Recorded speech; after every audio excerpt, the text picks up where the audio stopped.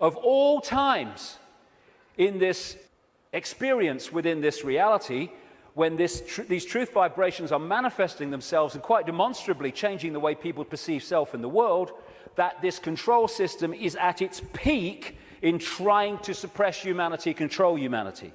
It's absolutely in sync, because this moon matrix can only influence human perception if humans stay within its vibrational frequency, within its hack.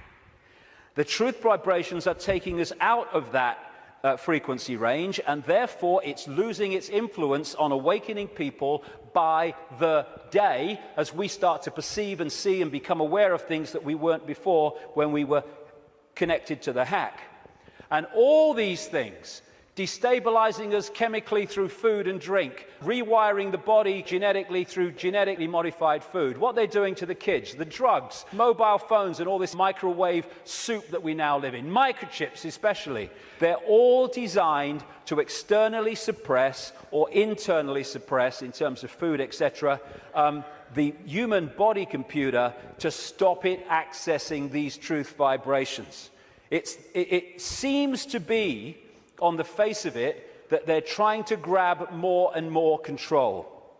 The truth is, it is a desperate, desperate attempt to hold on to the control they've had thus far. That's what it's about. It's battening down the hatches to stop the control system coming down. In part because it has many expressions, including creating earthquakes and dramatic extremes of weather. This technology known as HAARP in Alaska, and it's now got other organizations connected to it and technology connected to it increasingly around the world, it bounces radio waves off the ionosphere, the highest part of the atmosphere, and back to Earth. And what it is in major part is a underpinning, a supporting role to this moon matrix to create a low vibrational atmosphere in the lower atmosphere where we live in and operate in like this. Again, it's targeting this morphic field, as the Satanists call it, and some others do too, to keep it in a low vibrational state. It's fighting the truth vibrations. They know what they're doing, on one level anyway. And one of the other things that HAARP can do, and it's in the patents of the technology, it can send out radio waves carrying information, thoughts, on the wavelength of human brain waves, and it can impose those thoughts on the brain, which we then manifest through as our own thinking. That's also part of this, and it's also part of this defense mechanism against this epoch change. And if they change and affect this energy field we live in, we will be affected by it if we stay in density and closed mind state. I'm absolutely convinced, have been for years, that part of the creation of this like sub-reality underpinning, supporting the moon matrix, which was okay up to this point, didn't need anything else. But now this energetic change is taking place. They're bringing the troops in, if you like, to underpin it.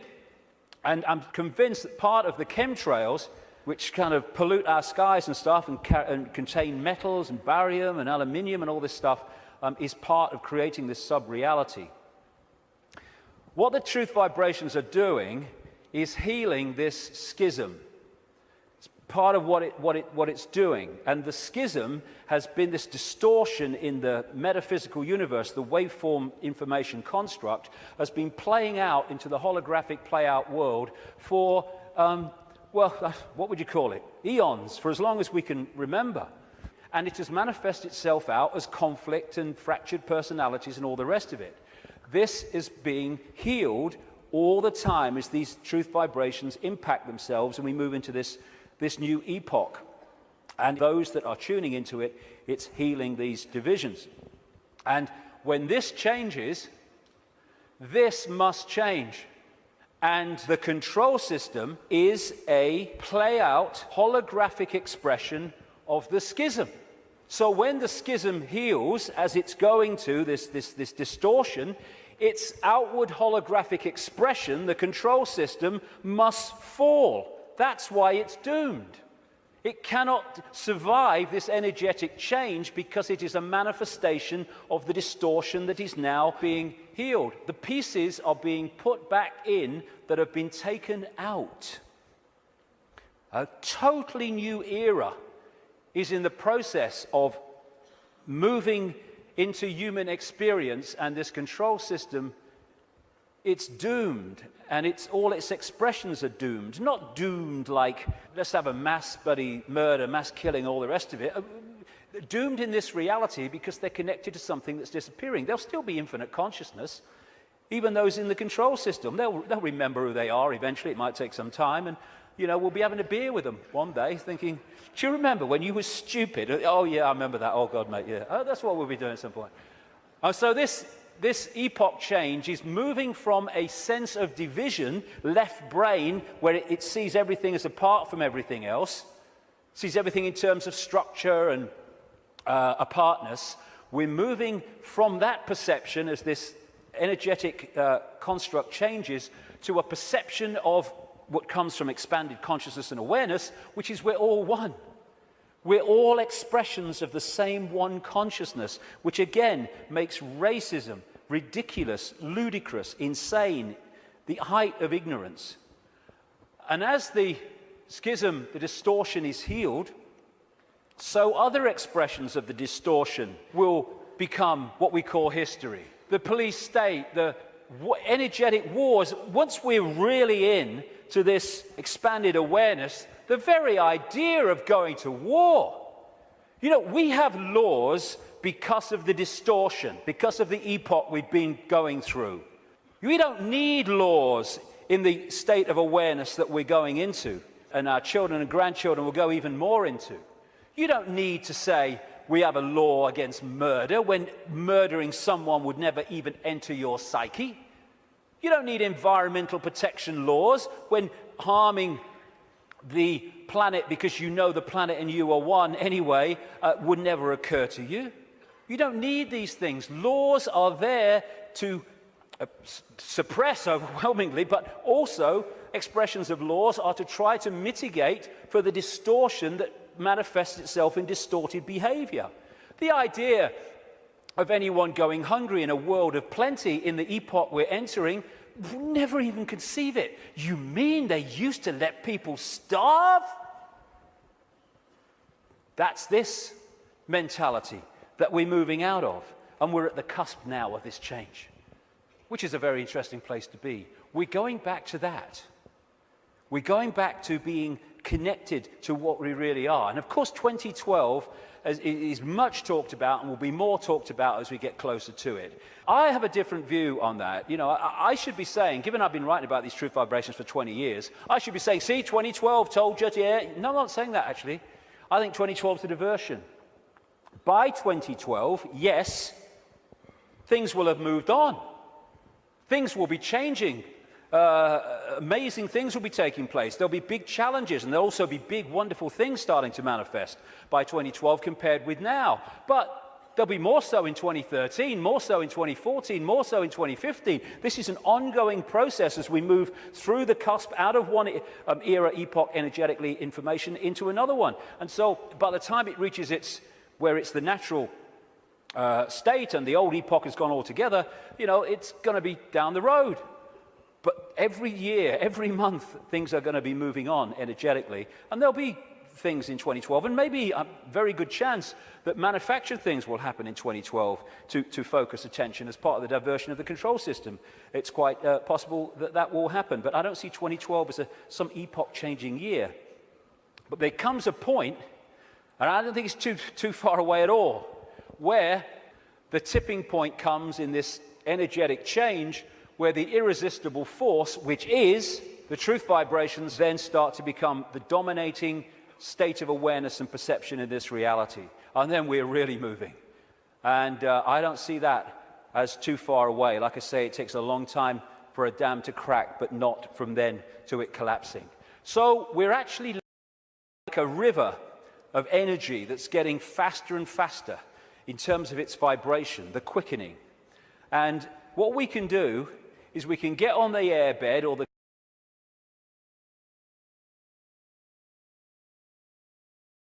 can stand there and try to hold on to the world as it was, in which case we're going to be expending more and more energy trying to hold our status quo, and eventually we won't be able to hold it, and we'll get, symbolically anyway, washed away.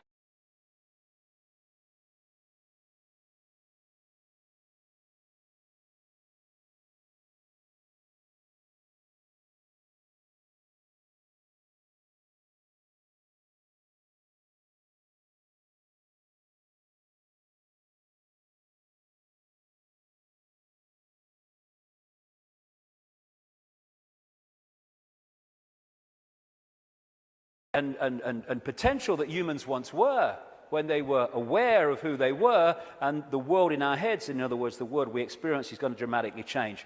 We're heading for a new dawn. Now, this is a phrase the control system uses for their new era, a new dawn, a new day. Well, it is a new dawn and a new day, but ain't the one they think's coming. We've been through this process in the last epoch, and now we're going back the other way. And as a result, this control system must fall, and we are emerging from the abyss, the suppression, and all the rest of it to be who we really are. And that must change everything.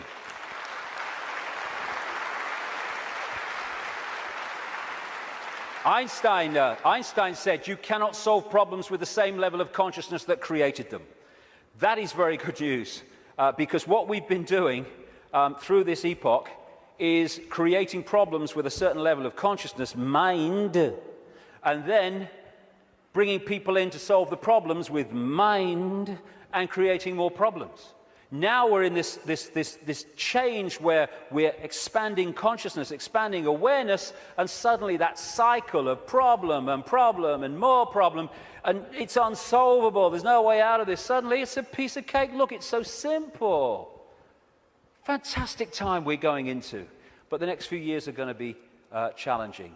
It's breaking the spell that the moon matrix and its supporting technologies and manipulations has had on the human mind. You know, we don't have to find enlightenment. We are enlightened.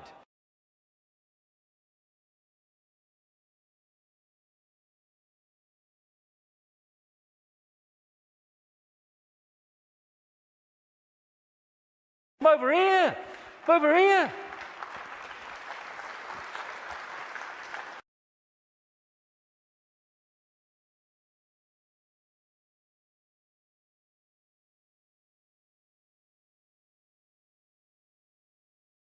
With levels of awareness that we didn't realize. We've been in a trance all this time, programming perception because of that.